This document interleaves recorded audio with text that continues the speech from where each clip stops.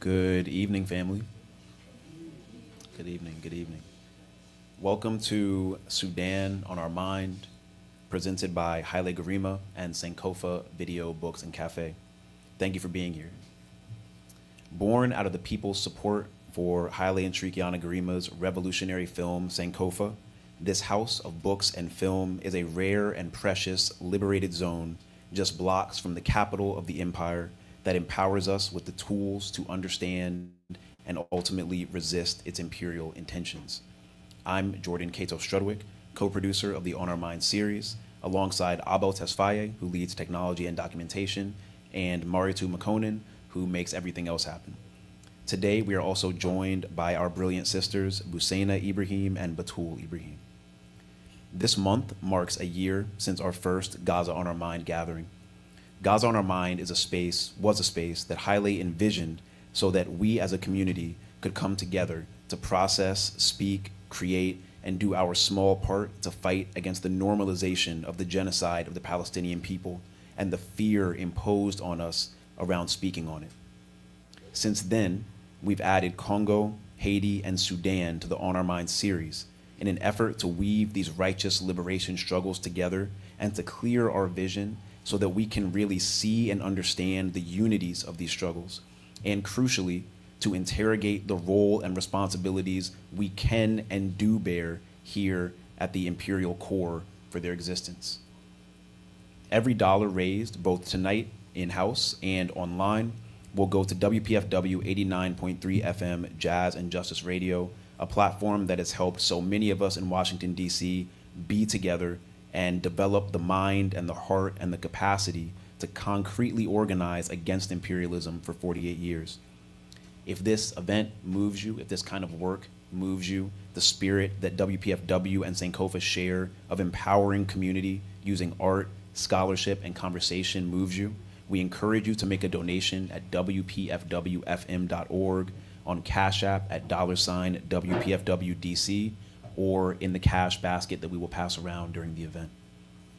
We will begin this evening with a musical performance from a brother who we love and appreciate for the fact that he is always here with us whenever we call him, whether that's for Haiti, Gaza, Congo, or his homeland of Sudan. This is Brother Hassan Mubarak.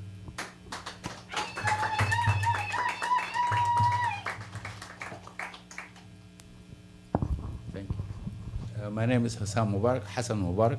I'm from the Sudan, which is really doesn't matter now. I'm from this globe, from this earth, and we all feel the same everywhere.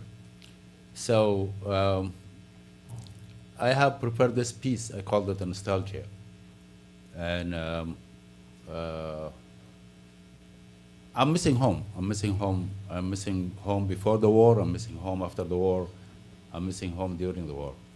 So let's play. Let me play. Thank you. Thank you so much for coming out and support Mr. Haile and his vision.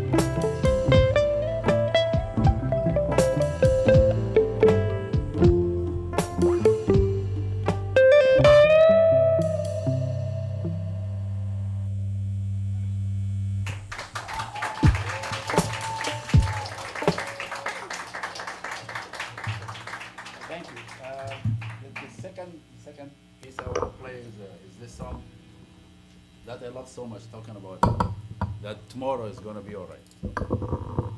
It's by a Sudanese singer. Her name is Hanan Ani. So I used her voice from from an old tape, cassette tape, and built track around it. And I would love to share that with you because she got an angel voice.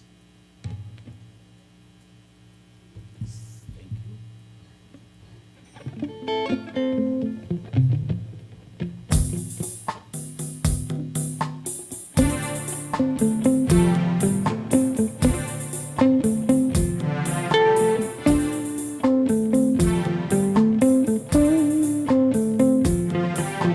يا بلاد النور يا صلتين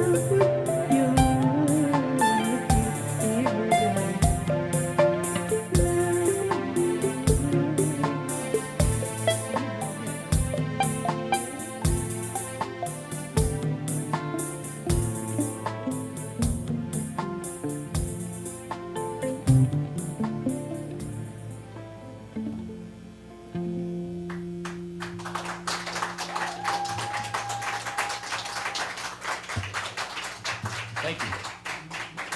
I would like to introduce Sister Husseina in a poem, and I would have the pleasure of accompanying her with the guitar. And let's all, after she read this poem, let's all ask her to read one of her own, because she's a good writer.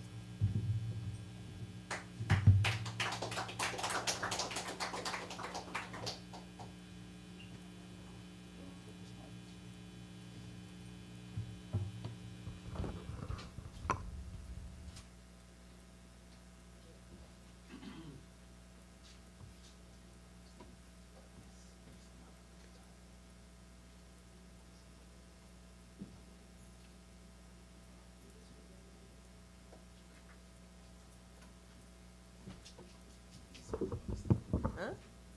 Yeah, that's it. Wait.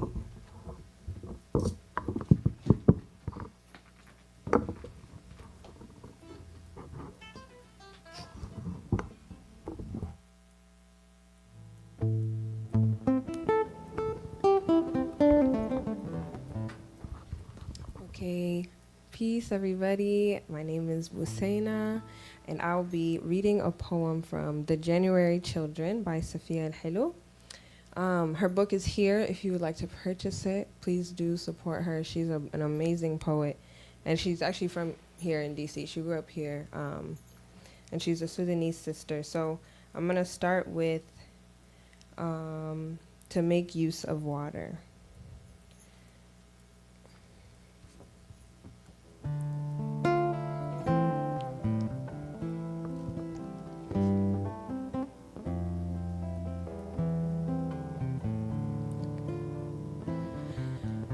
Did our mothers invent loneliness, or did it make them our mothers? We were fathered by silence, or just looking to explain away this quiet. Is it wasteful to pray for our brothers in a language they never learned? Whose daughters are we if we grow old before our mothers? Or for their sakes, they called our grandfathers the January children, lined up by the colonizer and assigned birth years by height. There is no answer. We come from men who do not know when they were born, and women shown to them in photographs whose children left the country and tried for romance and had daughters full of all the wrong language.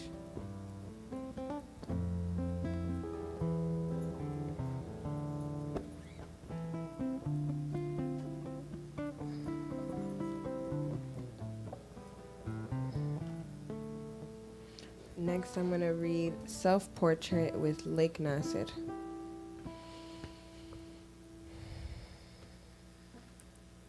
I stand where the blue and white Nile meet, or behind the high dam at Aswan, or with floodwater, with what was left behind, or with pyramids as new ocean floor, or a new language, land exchanged for lake. Or, try it like this. There once was a world, and then there was only water. Its fat and clouded body traded in our old languages to start again as Arabs, but not quite. Balad as-Sudan, land of the blacks. And in my mouth, what exactly? I'm not named in the very first language. I call Arabic my mother tongue and mourn only that orphaning. I mime, I name Nubia, and hear only what I cannot speak. I point to my body, point to a pyramid, and point to a spot on the map. And what is left is only water.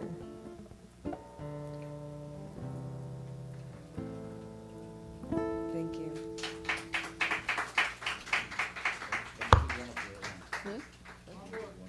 Oh, one of my own. He said, next time I will do one of my own poems.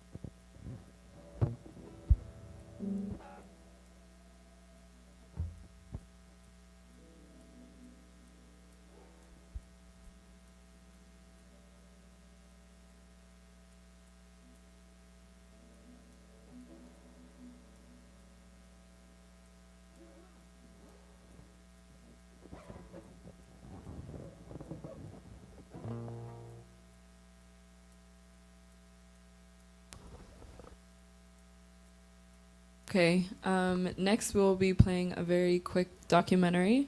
When the war started in Sudan, there was always a question I was asking myself, like what is everybody doing, you know? Like your cousins, your neighbors, how do things change? How does the landscape change? You don't wake up and go to work anymore. Everything changes. So this documentary, I think, answers some of that question. I'm just going to let the documentary speak for itself, but it's a story of artists in Sudan and what they do when they wake up. And we can articulate that it's a war for money, for gold, for resource, to pillage. But what happens to the humans and what happens to their stories? So, yeah.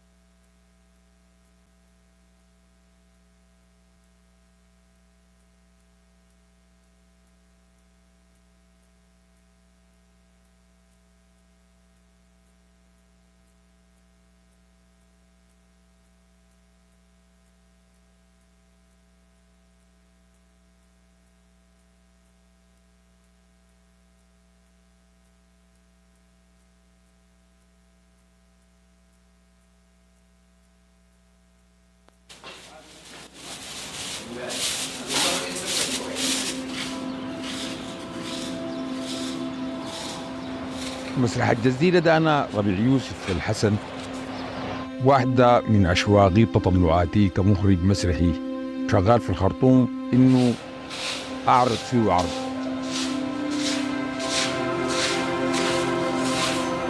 أنا محمد عبد المنعم زين العابدين.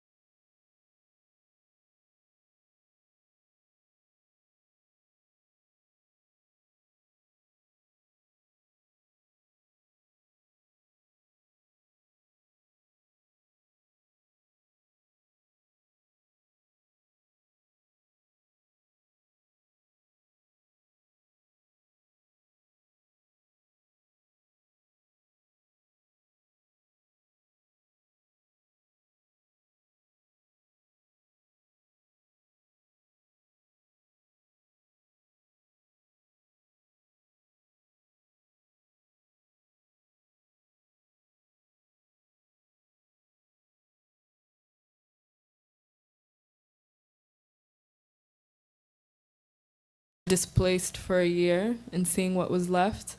So I'm gonna read the stories to you as we see the images together. Before we start though, I'm gonna give everyone a second to just pull up. Ooh, it's dancing. Yes, thank you. I'm gonna give everyone a second to go to their Instagram pages and give them a follow.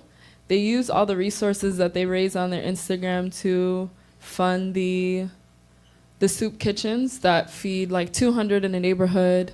And so yeah, there's two photographers, Mazin and then Ru'a. Both of them are not photographers by profession. Ru'a used to be she's a dentist who was displaced from her home in Khartoum and lives in a town near the northern part of the Nile. And then Mazin was also displaced from his home and lives in a town called Sinnar. So.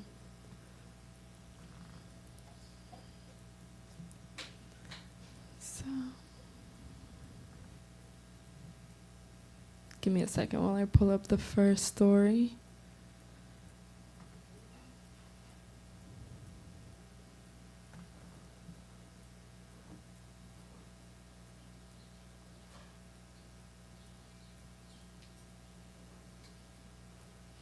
Okay, this first story is of these two barbers who are traveling across Sudan, and they stop at different towns with populations of people, and they bring out their tools and they bring out music and they start cutting people's hair. So Mazin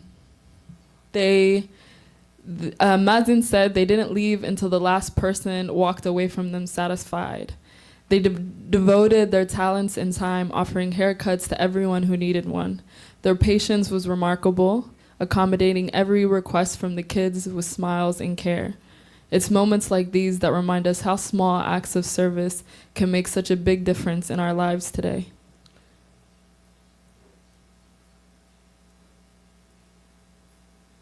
So to me, it's very interesting how people have used what they were doing before the war to kind of just continue their lives. I really love this photo.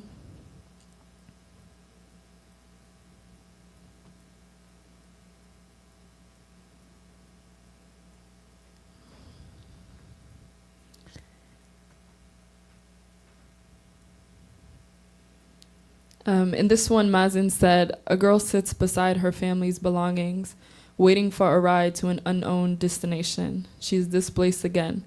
After months in a shelter for displaced families, the school that she lived in is reopening for the students. She doesn't know where she will go. Uncertainty remains, just as the displaced don't know where they're heading. Students attend classes without knowing when the school year will end." In the next photo, the bell rings, signaling the start of a school day in a place still caught between two realities.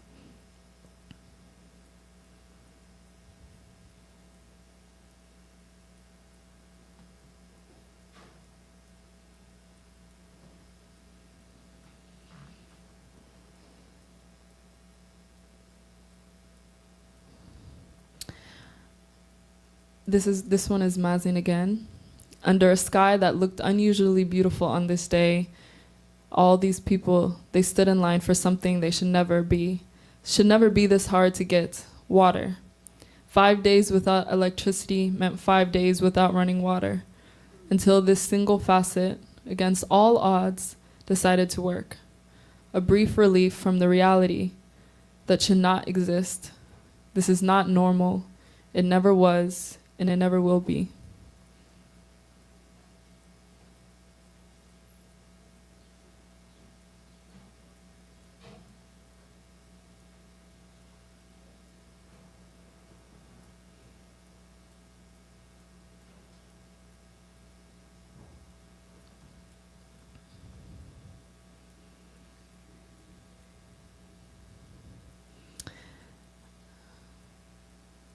This is a man, his name is Amul Suleiman, an 80-year-old who has been running his shoe repair and manufacturing shop in Al Murada market for over 55 years. When the war broke out and the Janjaweed came, he refused to leave. They vandalized his shop, tried to force him to make leather whips for them, and when he refused multiple times, they accused him of being a regime loyalist. As he put it, "Thank God they didn't beat me." They destroyed his shop, broke his toolbox, and stole his sewing machine along with all of his equipment, leaving him with nothing but 2 water gourds and a half a bottle of tar. Today, Ammu Suleiman's shop is open again. He bought thread and needles from Sabrine, and he's back to work, grateful and content. His face radiates satisfaction, smiling most of the time as he shares his story, with no sign of regret over what he lost. It is as if it doesn't bother him at all. If you ever make it to Al Murada, stop by and say hello, and let him fix your sandals while you enjoy his company.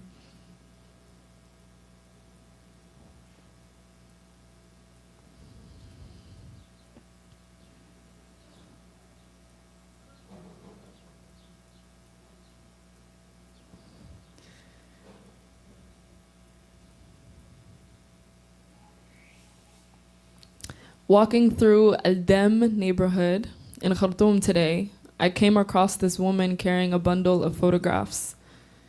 Curious,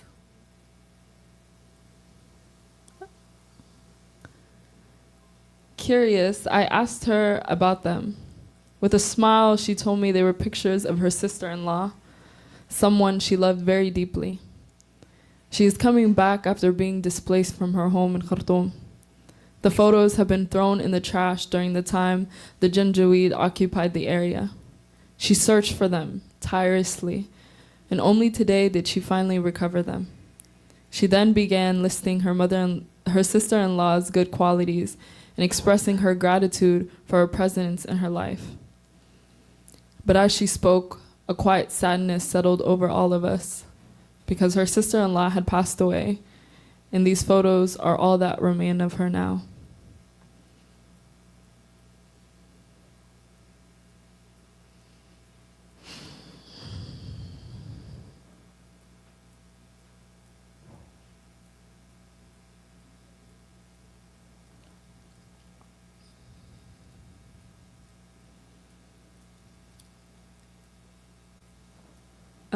The next series of photos are from Ro'a. Here she is documenting a convoy delivery of aid to the people of Kalakla, carrying the first food supplies to enter the area since its liberation from the Janjaweed. This convoy is more than just an aid shipment. It's a lifeline for 9 central kitchens in El Kalakla, which had ceased operation sometime before Ramadan. I witnessed the joy of the people as the aid arrived and how they all came together, young and old alike, to unload, store, and register the supplies with a spirit of unity that reflects their resilience.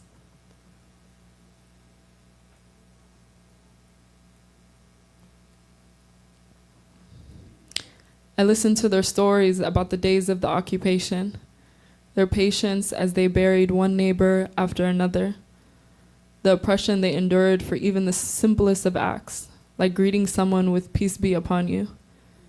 They told me how a force of 12 soldiers raided a single home, looted it completely, and terrorized its inhabitants, how they stole supplies from the communal kitchens and threatened its supervisor at gunpoint, how they threw a man from the 4th floor and killed him in cold blood, just because he called for help when they stormed his home. Painful stories, yet they reveal the unbreakable spirit of the community in the face of hardship. In the end, what amazes me and baffles me is that despite everything, they still smile.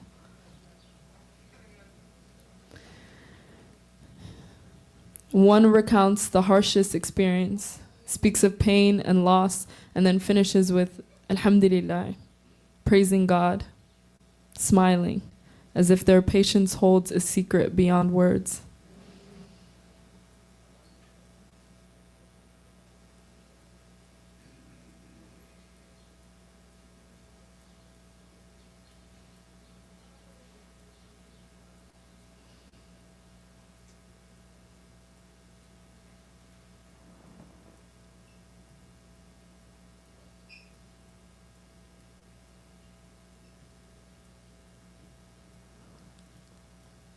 We're going back to Mazin. Last week, I visited a community kitchen in Thawra, Durman. What struck me the most was how closely their system resembled ours. Volunteer women standing under the scorching sun, fasting during Ramadan, yet tirelessly preparing meals for over 200 families. What I found remarkable is that without any cooperation, coordination, this spirit of generosity and organization can be seen across Sudan. It is in our spirit. It reassures me to know that the number of kind-hearted people who genuinely want to help and serve each other far outweighs those who seek to destroy.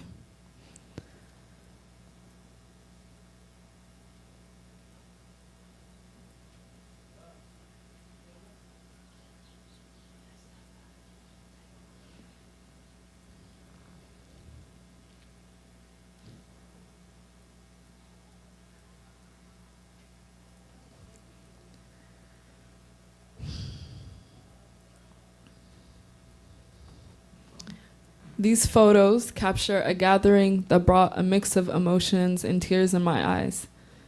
In this house, we've shared moments of profound grief, mourning the loss of their 2 sons in August 2023 and July 2024, taken by Janjaweed bullets. Yet this time, we came together for a happier occasion.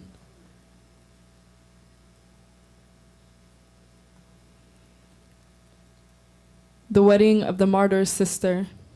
Even though the day was filled with joy, the shadows crept of loss still looms, a reminder of the weight we carry.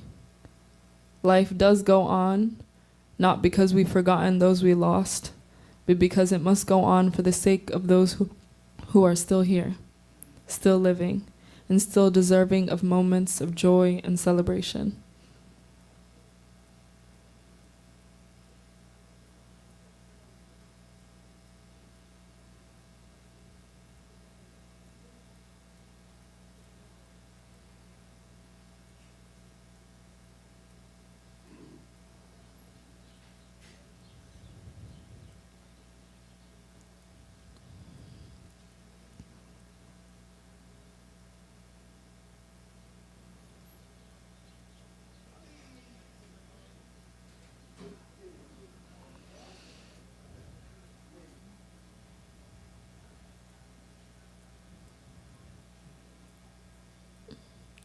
For this one, we go back to Mazin.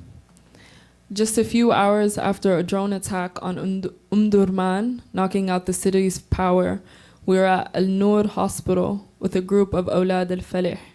No electricity, no microphones, no instruments, but the songs still found their way.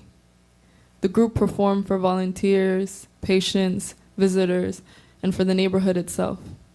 It wasn't just a gesture of comfort. It was proof that what ties us together runs deeper than any power line.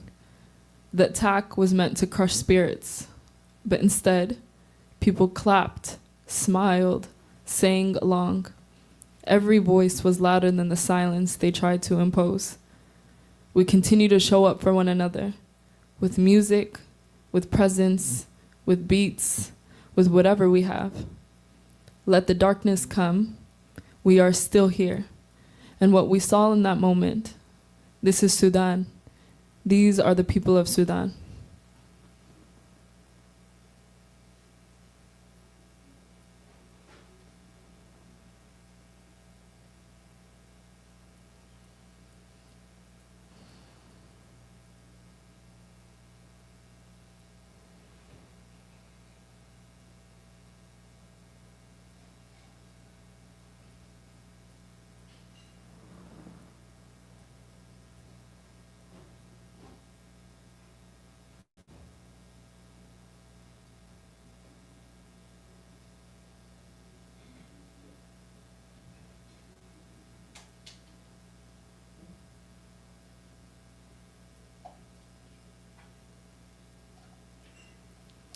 This is a photo that Ro'a took in the town that she was also displaced to. She was displaced several times, but this is a photo of her, some of her relatives.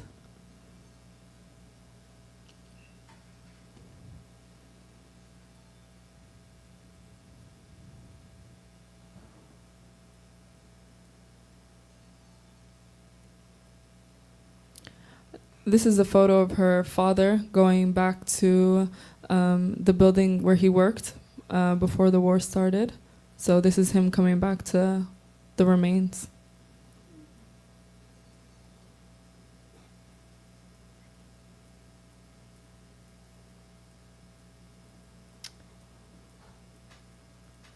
This is in Durman. On a regular day before the war, it would be bustling with people selling different things, from vegetables to fruits, to woven baskets.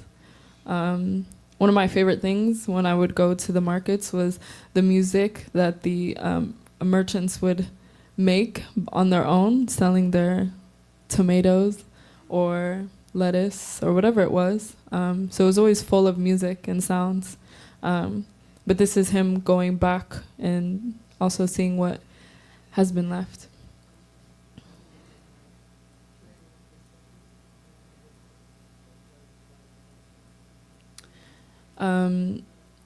This is Ro'a going back to her home in Khartoum. Some of the other images, you'll see how destroyed it was, but she's still in the rubble, collected photo albums. This tray, she said that she would always serve tea on, so she was happy that that was left behind. I think what I really enjoyed seeing in the photos was the joy that she had finding the different artifacts. Yeah.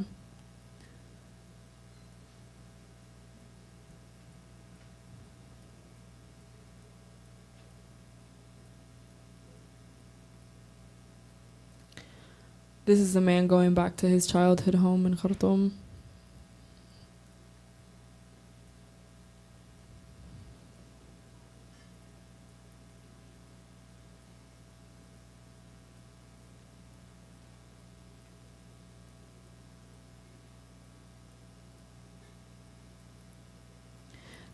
This is her father still on that same street in Undurman with the markets.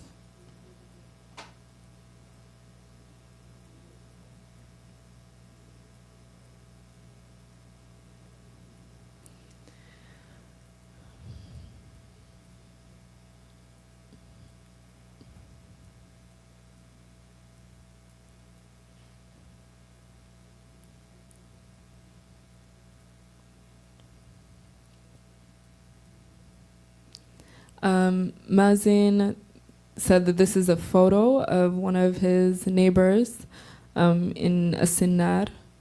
She never left, even when the RSF came. She stayed in her home. I just really love her face.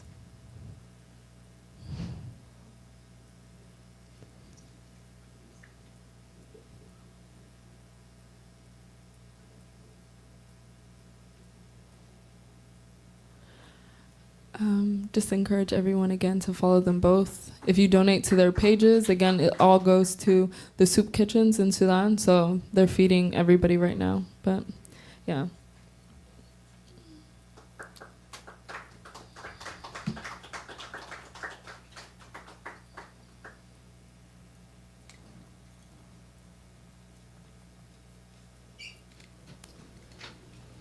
Thank you, Batul.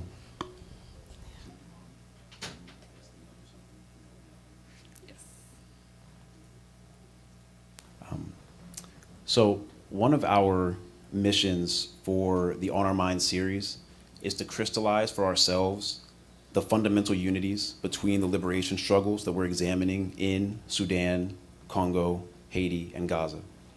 As we have moved through these gatherings and discussions, one of these surprises has been the presence of the nation of Kenya.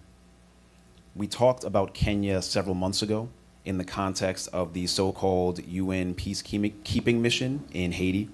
And now, as we discuss the war between the Sudanese National Military and the Rapid Support Forces, we find ourselves once again compelled to bring Kenya into the conversation, as new evidence has recently emerged detailing the connection between Ruto's Kenya and the RSF. Here to talk about the connection in the context of the ongoing Kenyan Gen Z movement to depose William Ruto's government, we have Kenyan Gen Z activist, Pan-Africanist, and founder of the June 25th movement, Wanjiru Gitai. Before Sister Wanjiru begins, we're going to watch a brief clip of what happened in Kenya this past week on the anniversary of last year's uprising.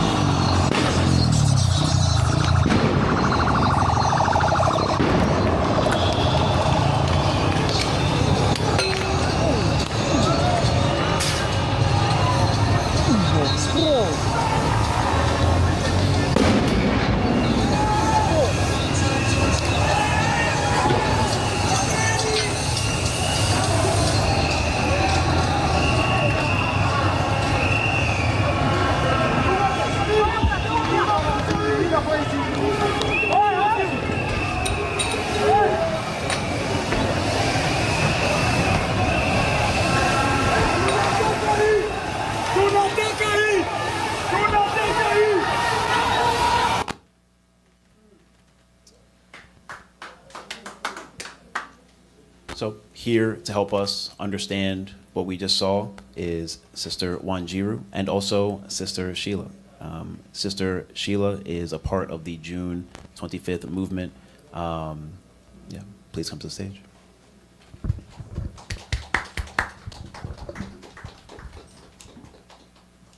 Thank you, Batul.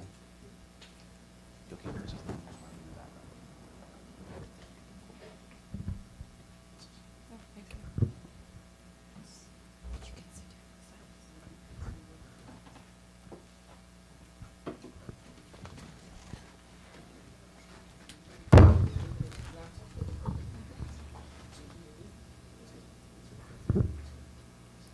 Hi, everyone. My name is Wanjiru Gethai, but many people know me as Valentine. I live here in DC, and I am the founder of the June 25th movement, which we formed in order to remember the lives that were lost last year. So to get to this point, everything started last year between June 18th and June the 27th. And everything just started as reject the finance bill. So the IMF had pushed for some draconian taxes, which were implemented by the Kenyan parliament. And we were trying to tell the Kenyan parliament, we don't want this because right now there's a struggling generation and there's a lot of massive corruption. So why are we paying taxes if we can see where they're going? Education is not at where it should be. You can't get justice if you're not from a certain class.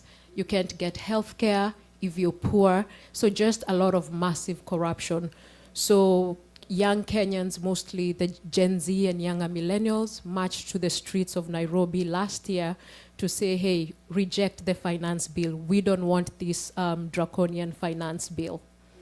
The government did not listen. Instead, they still went ahead and passed the bill.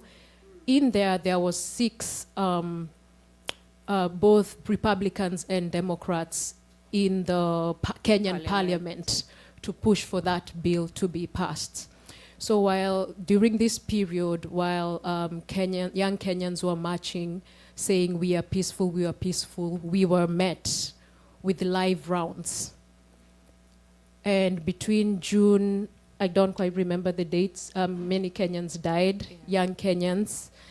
And June 25th was the highlight where young Kenyans stormed parliament and tried to burn parliament down. So after June 25th, the numbers we have now is that 63 people died. Mr. Ruto came out and the first thing he did was call the Kenyans who were on the streets treasonous Kenyans and said that that's why people died. But of course there was backlash, and he promised that the independent policing authority, something called IPOA, would investigate the matters. So basically the police don't investigate themselves, there's an independent body to investigate them. But there was no processes that we were seeing that were happening of people being held accountable for the murders that happened last year. There was nobody called to write a statement, nobody has been arrested, nothing has happened. So fast forward to this year, there was an incident where a teacher and a man called Albert Ojwang, he's a teacher and a blogger. He's 31 years old. 31 years old. He was essentially abducted from his home over something that he posted on Twitter that was about the Deputy Inspector General, Mr. Eliud Langat, accusing him of funneling billions to his accounts through corruption. Whether that story is true is yet to be actually proved, but he was taken into a police cell and he was driven over 300 kilometers from his home to Nairobi County, where he was murdered in a cell.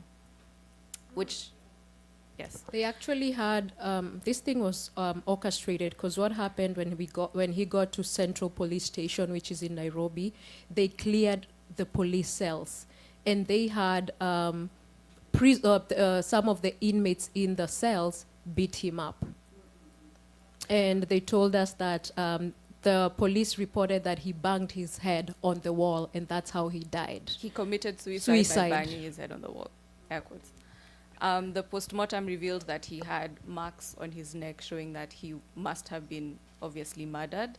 And that's when people went back to the streets. This was maybe 1 or 2 weeks before June 25th of this year.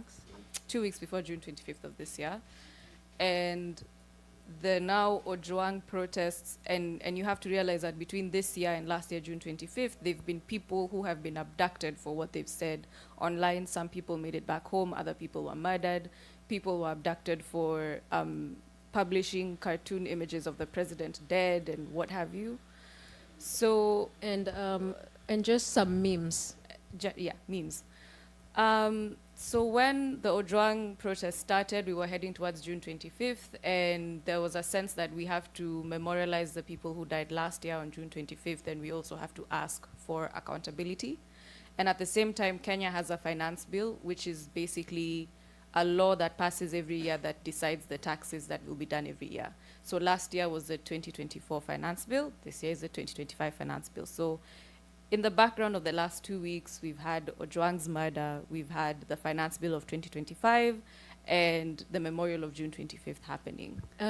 Let me add something else. While Kenyans were protesting about Ojwang's murder, there was a young Kenyan who was not even part of the protest. He was selling masks. So the police found him and shot him.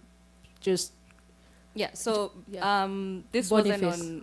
this was on the day of June 25th, right? No, this was The before. day, before June 25th. So in the middle of the protests that were culminating to June 25th, because the tradition in Kenya is that when you protest, it's not just one day. It happens like weekly until people feel like they've gotten what they've gotten. So Boniface Mwangi Karaoke. So Boniface was a mask seller, and he was selling masks on the corner of a street in Nairobi. But at the same time the protests were happening, then the police were on the streets, and the police were some had live bullets. So while he was standing at that corner, a police shot him a couple of times in the head, in the chest, and then shot him, and he was lying on the ground. He did not die, but he was taken to hospital, and I believe right now he's been declared brain dead. The reason you see young Kenyans wearing the masks in the streets is not because of just tear gas, it's to commemorate Boniface Karaoke, the guy who was selling masks. I think one important thing is to talk about where Ruto comes in all of this. So everything that the Ruto administration does in Haiti, in Sudan, in Congo, is not things that we, the Kenyan people, support, because everything he has tried to do has been challenged, whether it's by the courts or by the media. So in the example of, say, Haiti, because Kenya sent police officers, they didn't send soldiers, they sent police officers to Haiti. Before that happened, Kenyans, I believe one senator went to court and to basically have that stopped, to have an injunction on that. There was an injunction, but the government ignored it and went ahead to send the police officers. In the case of Sudan, we know that the RSF formed or attempted to form a parallel government in Nairobi. And the day that that happened, there was a lot of criticism from the media and the general public towards Mr. Ruto himself, and basically telling him that he's putting us in the line of fire, and he's making unpopular decisions and shaking hands with genociders.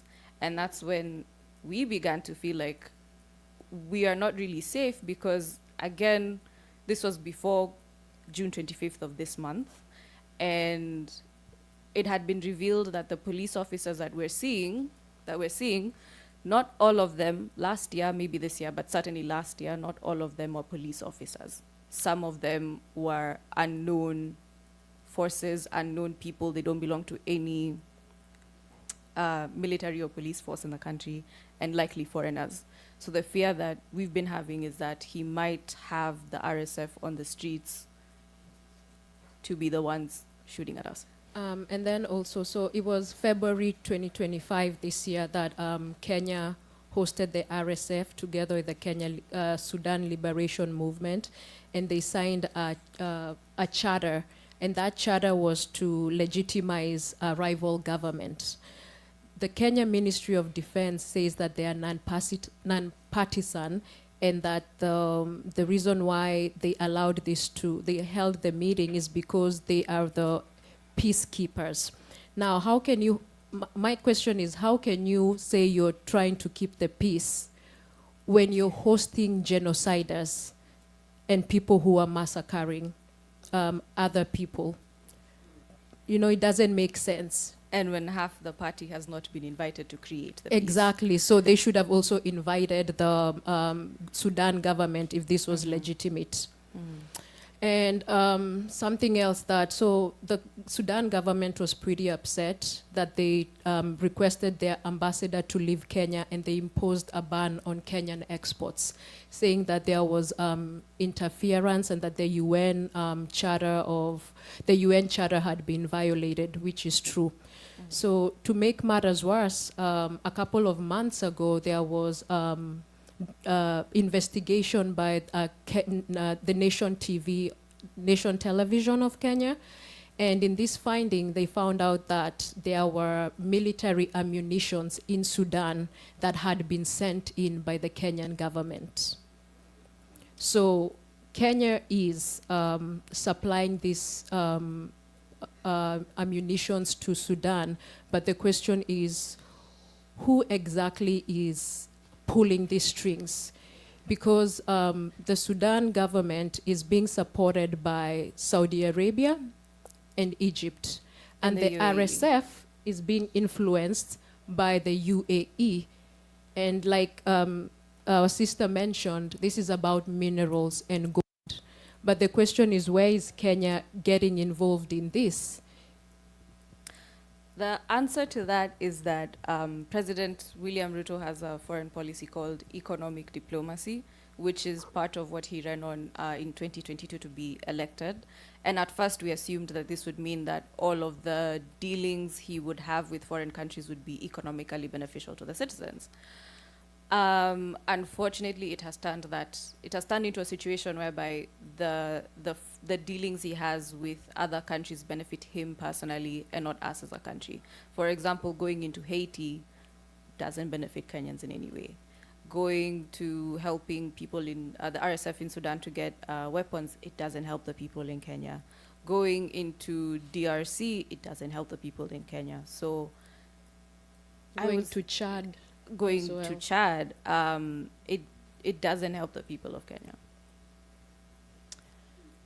And then something else I wanted to mention. So if you all know, last year there was the former vice president of Kenya. His name is Gachagua. I still think they're all on the same boat, but they had a falling out with Ruto.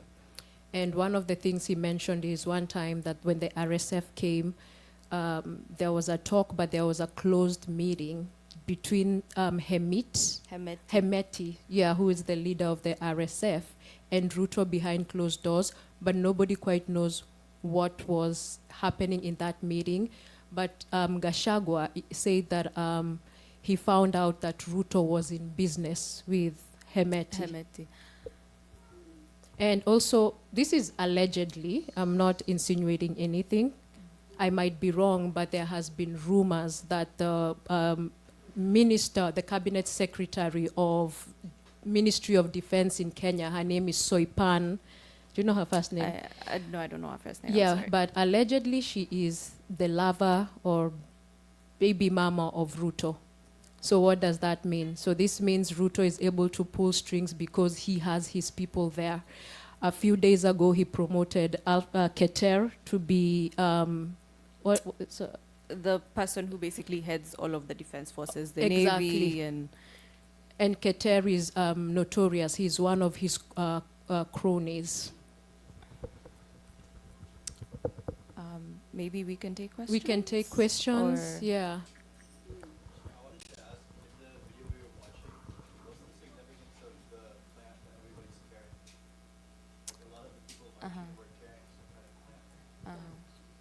So when Kenyans go to protest, since between this year and last year, for the most part, people carry flags and people carry placards. But if you don't have access to either, you can carry the plant with the leaves. So in Kenya doesn't have much significance, but it has been used in the past to protest. Yeah, also one of the colors in the Kenyan flag is green. Yeah. Green represents greenery and life in that.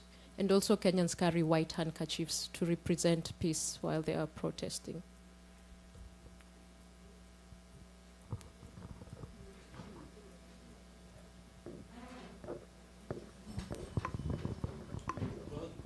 Mine is not a question, but I'm going to ask you guys to commit yourselves because we've been looking for people like you. We've been, especially once, the Kenya's government sends mercenaries paid by the United States into Haiti. We knew there was a whole anti-Pan-African move on that action. And we felt we needed the young people of Kenya to come and participate, especially when we did Haiti. And I still want you to come because I feel, as far as I'm concerned,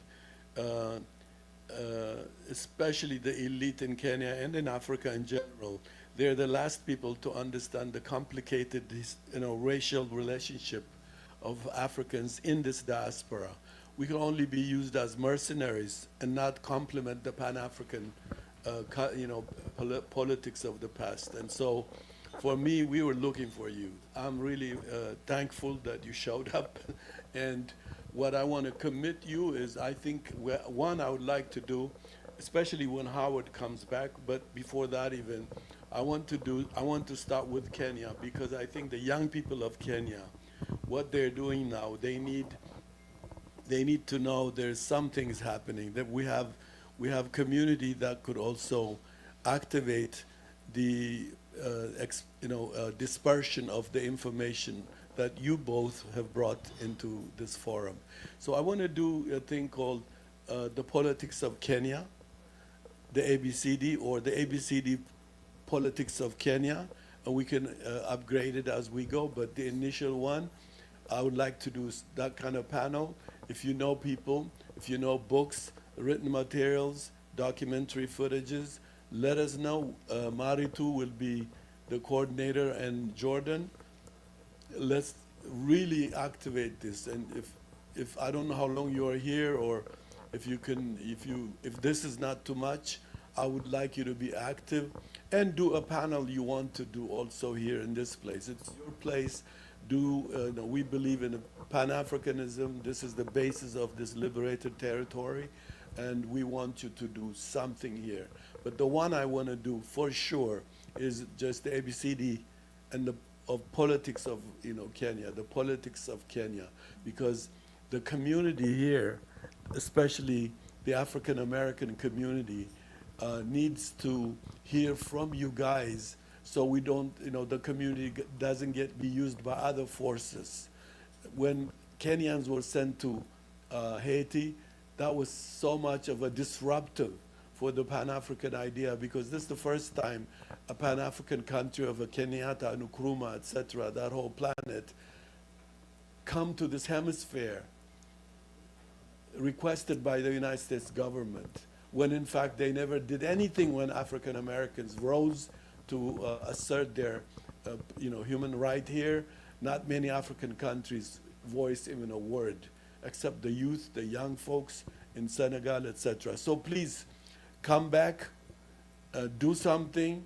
You can do your own stuff, but I want you to help me do this, the ABCD politics of Kenya. Let's know Kenya from Kenyatta time and before Kenyatta.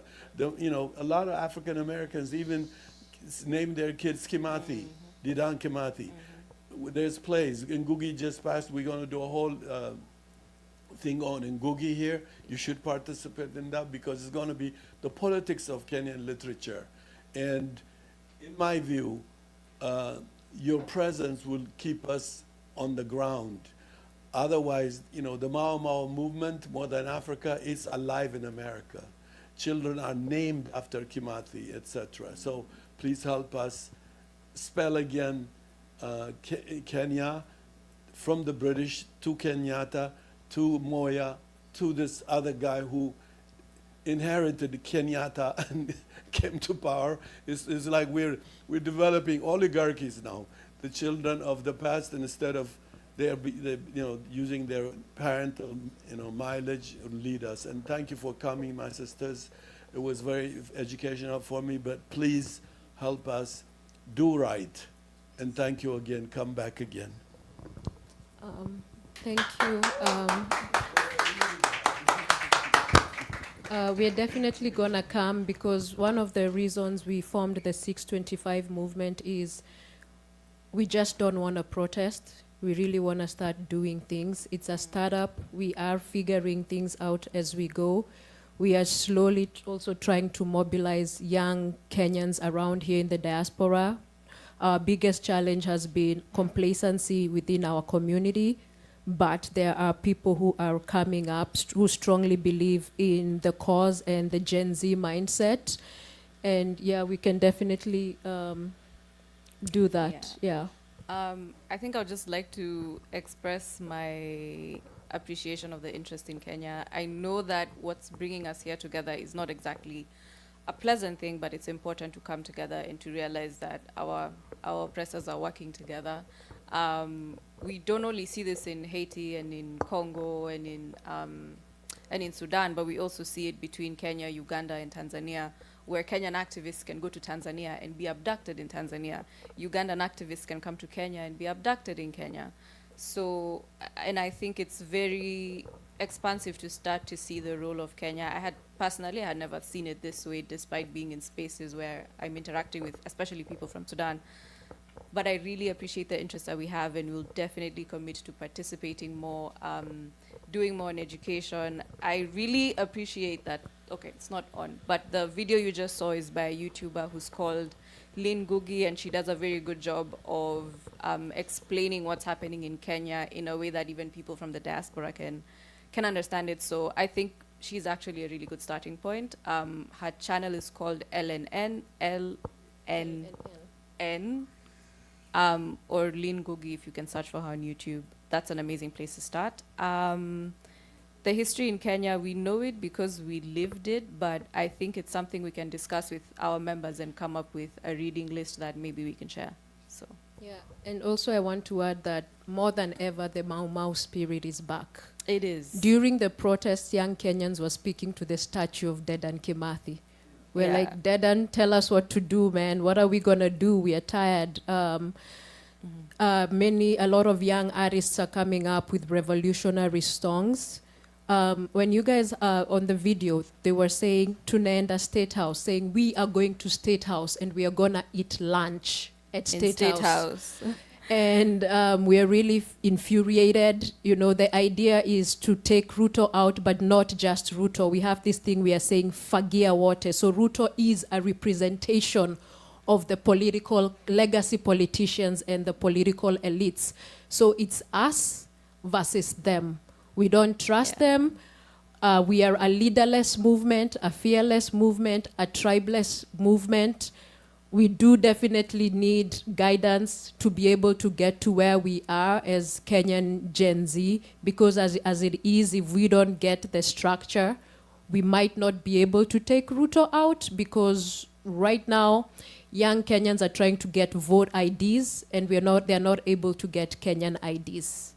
To go and vote. To go and vote. Yeah. But my sister, I'll tell you one thing. To me, it's very important that we also, our position here is studying. Yeah. We have to know the one thing. People rise up. I knew from the first day I went to Kenya, during Moya, I know Kenya will explode. But the issue is this now.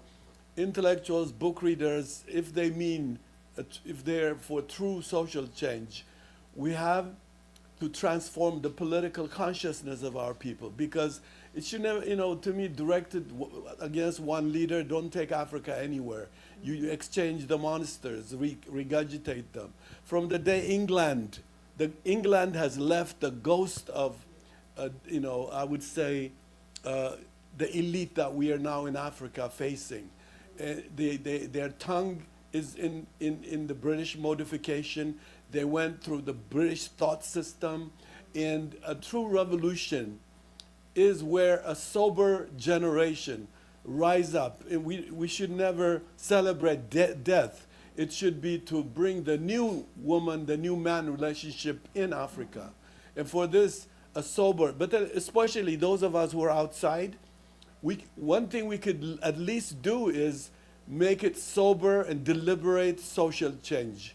Not just live always by spontaneous, because the more we do spontaneous, the more mothers lose their children, the more reactionary retreat takes place, because ordinary people just want their children to live, to go to school. When violence begins to be the culture, the only culture, unless it's directed towards a real long-term social change, it's fruitless. So for me, that's why I'm interested in you young people really use history in order to understand and comprehend and forge the future as history makers, not spectators, not disposable generations. This is very important. For me, this is what happened in South Africa. You think that Mandela did everything? No, many things are going wrong in South Africa. You know it, I'm sure. All over Africa, we go for, we don't understand the class issue. We always go for national, I would say, race context where black power. But to me, there should be a humanist system we're capable of bringing. Young people in Africa should be history makers, not spectators of regurgitated stuff from Europe and our elites. So for me, that's why I believe in study. Those who study will, for me, will guide us, especially a generation that does do their homework. They can guide us in a better situation. And Africans should know change, they should not be made to be fearful of change, because violence makes you scared and retreat into a conservative state of situation. For me, humanist revolution can happen in Africa with a generation that understands its historical task to be history maker, not spectator. So for me, that's why I stress, and I'm very attracted in you guys bringing more Kenyans and other from African countries to be in a panel. And we should do beyond our Gaza on our mind, but we want to coin this whole idea of taking Senegal, studying the ABCD of the politics of Senegal. There's young people everywhere. The Kenyan has exploded now, but so is Senegal. There's just a brief air that has come since the new guy came in. Yeah. Inevitably, because the people are not responded. There's no school, there's no hospital. People graduate from universities, have no place to go for occupation. It's a failed system, regurgitating this Eurocentric planet. So as far as I'm concerned, you got the energy, help us do it better here. Few people, that doesn't have to be large. The study it expands in time. Thank you again. I think Can I say something? Go ahead. One of the things you said, I completely agree. One of our goals is to decolonize our minds.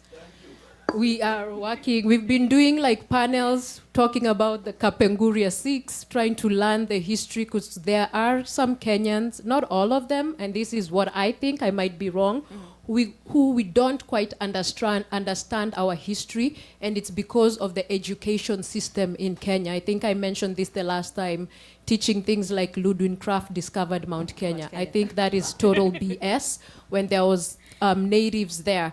So, those are some of the things that we are working on, but we surely do need a lot of mentorship and guidance, but we are ready to take this on, and we could really use, your guidance. And I'll pass this to Sheila.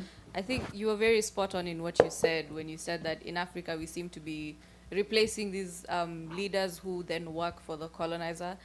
You would be very delighted to know that on the 25th of June, there was a former Mau Mau fighter who was on the streets. Of course, he's very old, but one of the things that he said was that he was there to fight what he called Mzungu Mweusi, which is a black-white person or a black colonizer.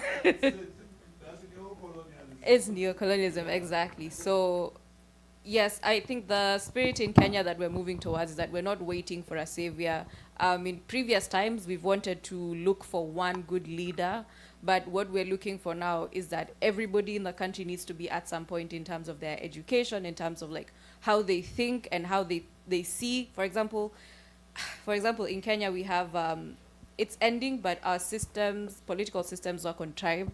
So you'll have one tribe fighting another tribe to be in power. But the generation that has come is not, fortunately and unfortunately, is not a generation that is very attached to its tribal, to the tribes that we come from. So we're doing our politics in a very anti-tribal way, and we are the majority, and we are the young people. We do have issues of accessing the vote, of getting our ID cards. I think in the American system, you apply for a driver's license, it comes very fast. But for us, we have, there'll be delays. Previously, our identity cards never used to expire, but now they have like a 10-year expiry. And this is in a country where it will take you months to get an identity card. So we do have those challenges, but the young people, fortunately, in the time of our third president, he's called Mwai Kibaki, we had a lot of education. That is when Kenya first got its free primary education. So the children or the young people that you're seeing on the streets today are beneficiaries of that Kibaki free primary education. So they're well educated, and that's something that is one of our strengths. And what we're doing now is we're making sure we have civic education. Even if we're not on the streets, it's still happening behind the scenes. We're educating each other. I would say where we fall short is educating ourselves on what's happening outside of Kenya and how us as Kenya play a role. But Kenyans, when it comes to Kenyan politics, are very knowledgeable. So it's not for, yes, there's a lack of knowledge in some of the more remote areas, but it's the tribal conflict that we're fighting. But I think that fight is going to be won because the younger generation are not tribal. Thank you.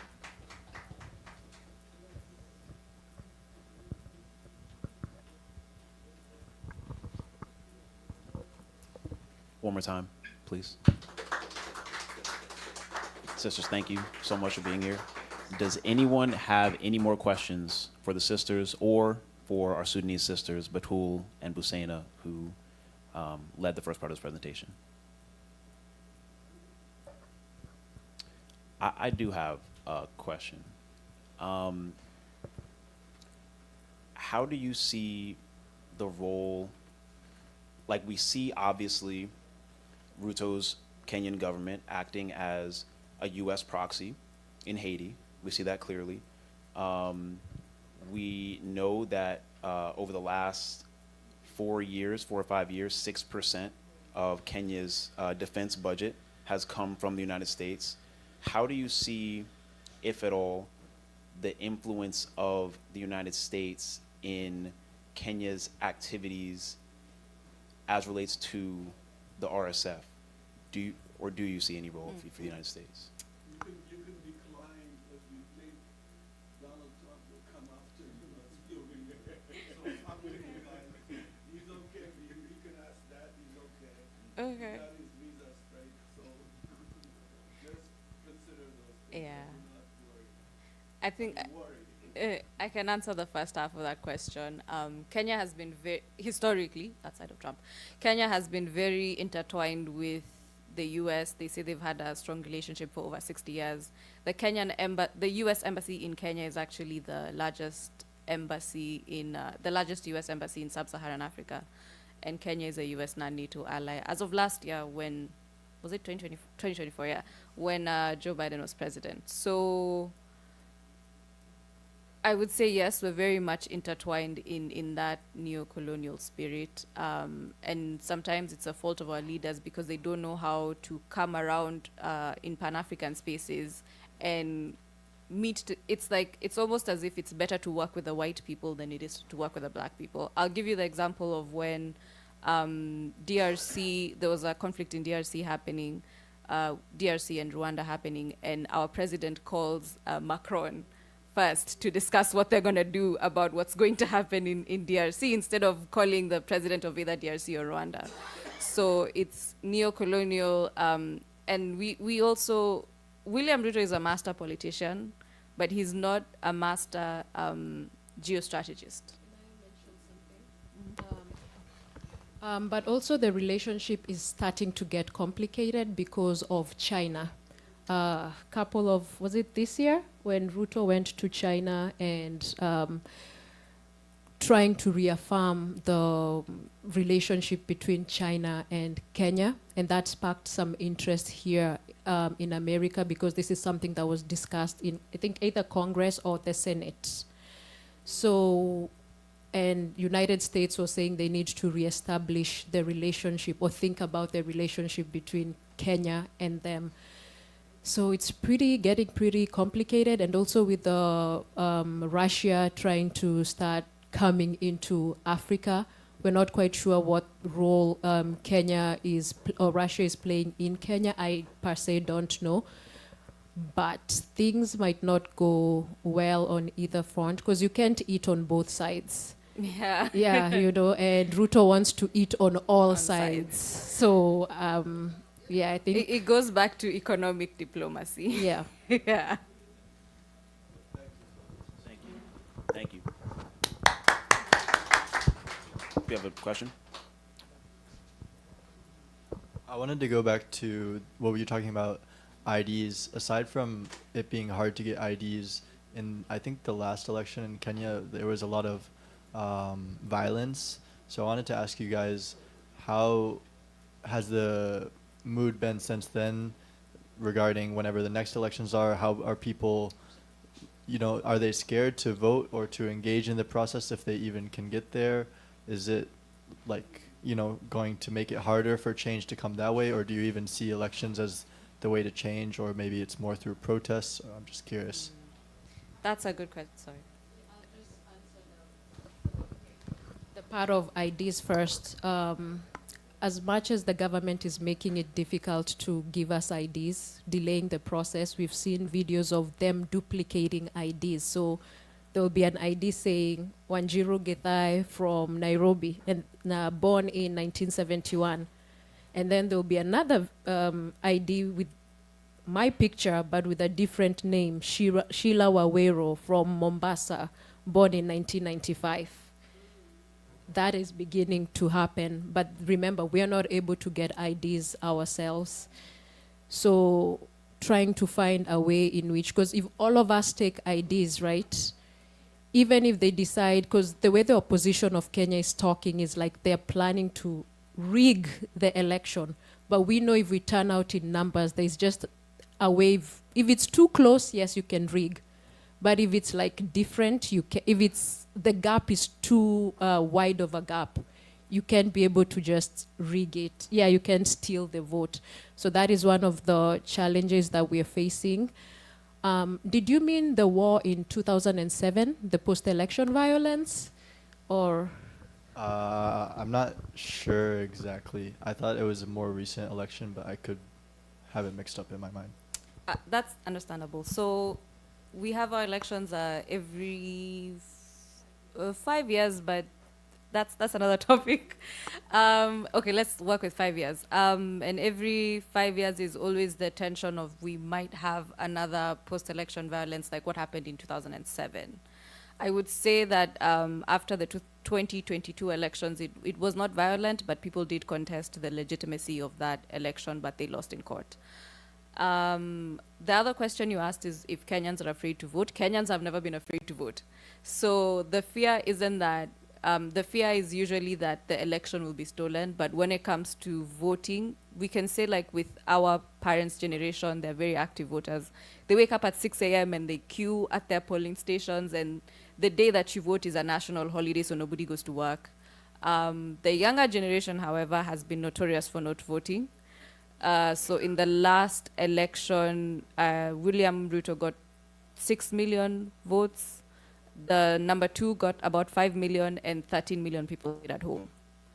So the majority was the people who stayed at home, not the people who went to vote. But I guess we're fighting two problems. I don't think people are going to stay away from the vote. The next election is in 2027, but some legal experts will argue that it should be in 2026, but that's a story for another day. So I don't think people are going to stay away from the vote if they can vote, But I think what's going to happen is that there are young people who are not going to be given their identification cards, and that's going to make it really hard for them to vote. And then just to add, last year there was a MP, a crony of Ruto, who was suggesting that the constitution be changed. So instead of being president for 5 years, be president for, was it 7 years? It's still in the Senate, so we obviously can see an attempt of Ruto trying to, stay in power. So I think my biggest fear right now is if 2027 doesn't go well, like for example, we know many people voted and Ruto wins, because young people are saying if he wins, he has to tell us how he won. So that is a bit scary for me per se, because we don't know what is going to happen. We've had an issue where with the whole shootings, young Kenyans are contemplating and saying if they're gonna shoot us, we might as well be able to make our own guns.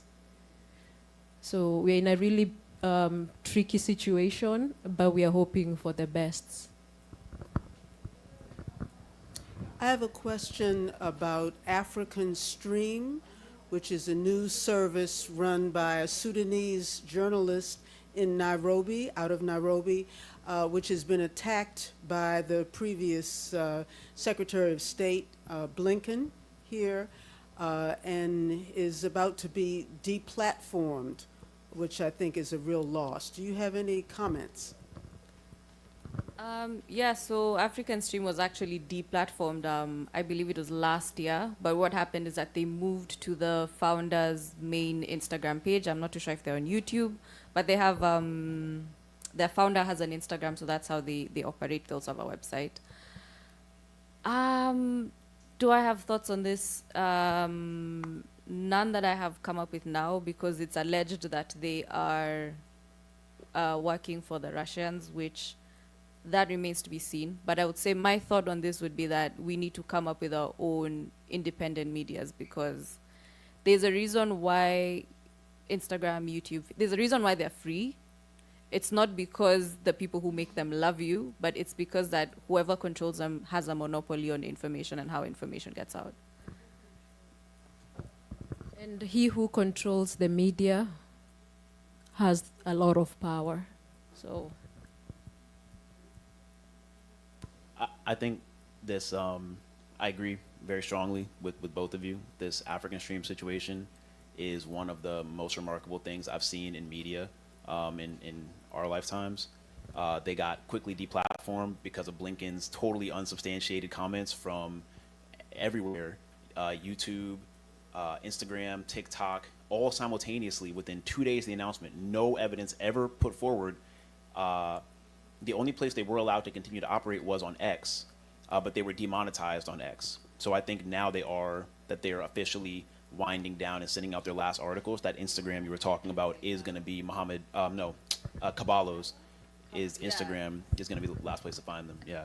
Yeah, so I think from the deplatforming that happened last year, just generating the revenue as independent media has been difficult. So I think that's why that has to go. That is closing down. also, let me just mention something. During Wednesday on June 25th, at one point, I'm not sure how this might be relevant, but I strongly believe it is. Kenya shut down free air signals, so there was no media coverage. So if anything is happening to the African Stream, I wouldn't be surprised if the government is involved, Ruto's government is involved some way or another, I don't know.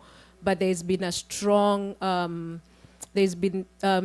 they're really trying to shut down the media. There is also a bill in parliament where they're trying to say that a social media bill where they want to monitor those young people who talk about anything political through social media. So 150 million was given to the police, right, to install a software to be able to monitor to track social media. And that's how also Albert Ojwang was tracked down. So I think all these things might be related. In a country where the healthcare isn't working. In a country where like healthcare isn't working, education is being defunded, there's about 150 million that's going towards surveilling people on social media. So. One more time. Thank you, thank you, thank you, thank you, thank you. Really grateful for your presence today. This conversation is an outgrowth of the intention that we set to make this series an integrated series where we're not just taking these individual liberation struggles and addressing them one by one by one by one, but figuring out where are the places where they conjoin and how do we address that. Because if we're trying to address these problems in a real sense, we need to understand the actual origins and roots of them. So thank you again for being here, sincerely. Family, we have reached the end of our program. We're going to close out with one final musical performance from our resident maestro, Hassan Mubarak.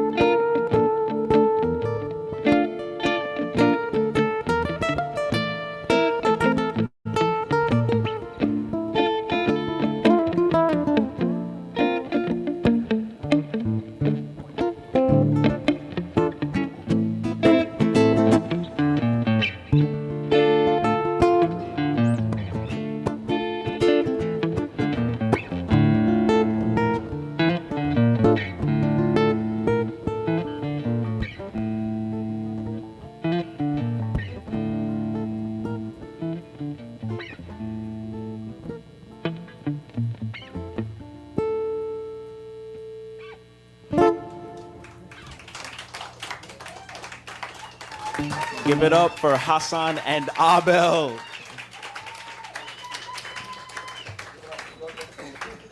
Family, that is all for us this evening. Thank you again for being here. Stay tuned for our schedule. We're going to have some events coming up this month celebrating Ngugi wa Thiong'o.